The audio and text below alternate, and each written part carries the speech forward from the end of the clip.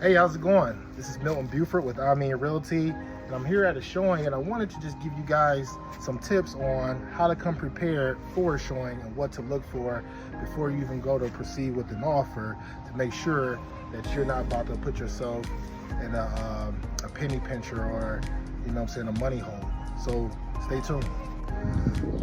So one of the first things you want to consider when going to look at a property is you want to look at the foundation of the property. That means you want to look along the base and perimeter of the house to see how is it pitched when it rains.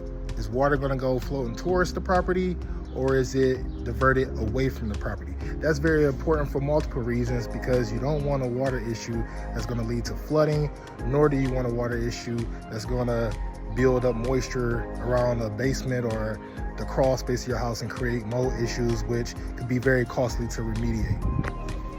Going from the bottom, the next thing you want to do is look at the top.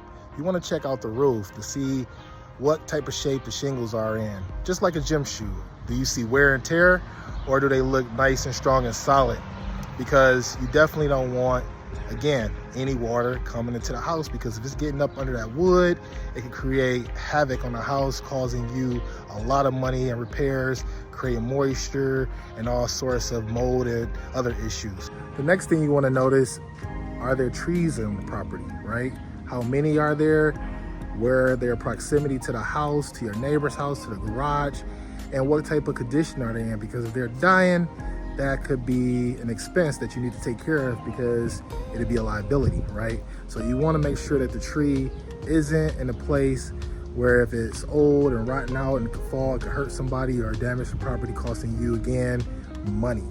Also, if the tree is old and big like this guy, it could have some very big roots that could mess up your plumbing if you have a basement or what have you.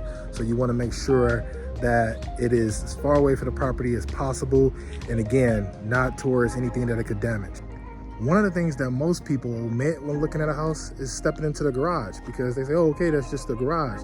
But no, you want to make sure that that slab of concrete that is inside the garage, you want to make sure that that slab is in good shape, because that could be a problem too, where moisture gets in there and it could be a trip hazard, or, you know, again, costing you money. So you definitely want to take the time to look at the garage, and also just make sure there's no mold or what have you in there, and that you don't have any little friends too. That's not as big of an issue, but how many people are willing to take a bat out, or, you know, some other type of critter?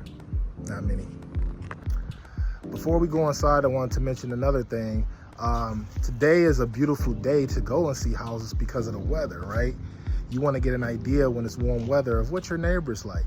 You know, if you're somebody who's more introverted and like quiet space, you definitely want to check out a house in good weather to see how does the neighborhood respond to good weather, right? Because sometimes it could be deceptive in the winter where everybody's inside due to the cold. Gutters and downspouts, often underestimated, but definitely could be a small thing that could lead to a big issue.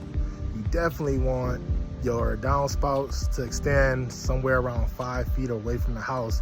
In some instances that seem impossible, but the idea is to get as furthest away from the house as possible, because again, you don't want that water puddling up around the house.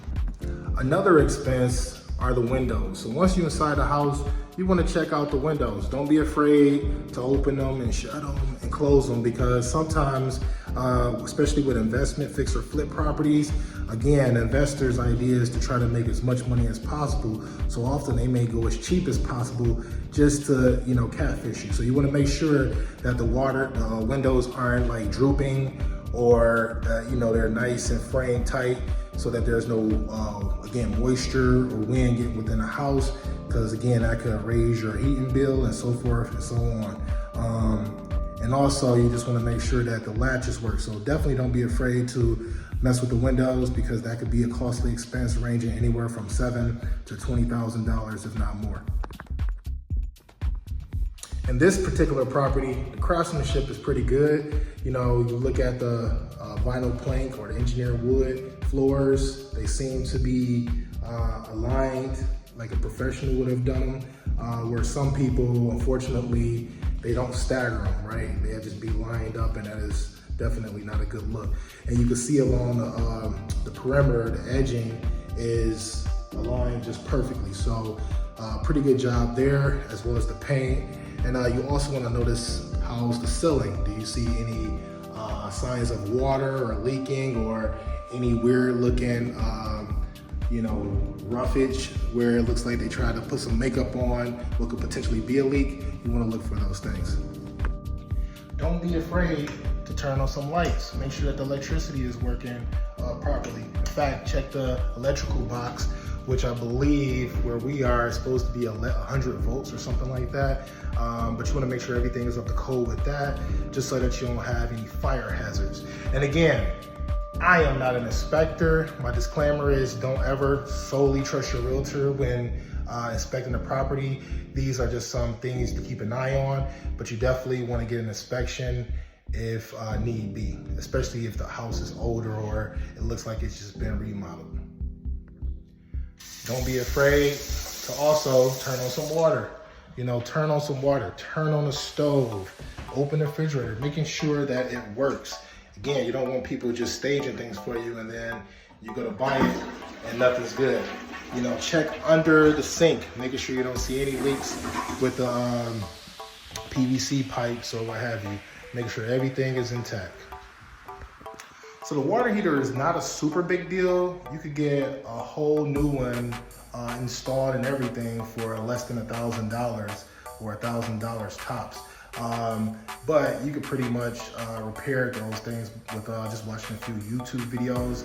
I've had some clients in the past who've done that and repaired their water heater in less than like a couple of days after we were on the verge of selling it, and the water heater went out. So water heater isn't a big deal as much as, say, your furnace, because to get a whole new furnace, especially that's connected to an AC unit, I mean, you're looking at anywhere from $8,000 to $15,000, right? Probably closer to $8,000, but you definitely want to just make sure that is in good shape. And by looking at the age, year, model. So here's the electrical box that I was referring to earlier. This particular one looks to be 150 amps, so that should be pretty good. And that just means it has more to pull, right? It's a pretty big place, considering there's like an extension in the garage and everything else. But the green stickers are a good sign, because that means the city sent out an inspector to verify that everything was done up to code. Notice if you see a lot of real estate cars, right? So if you really like the property, you don't want to come in with asking if you're noticing that there are a bunch of cars and that the house has only been on the market for a couple of days. Why? Because while you're out looking at the house, the paperwork could be in action and motion right then and there. So you want to make sure that your agent, if you're working with an agent, is looking up some comparable comps that's similar to that property to get a good idea of not what they're asking, but what are these properties selling for. Also, don't be very picky about the cosmetic stuff, right? Craftsmanship, structural integrity, all of that, that's a big issue, but not craftsmanship, just because those are things that could be changed out, and that's something you could do on your own, which there is no such thing as a perfect home.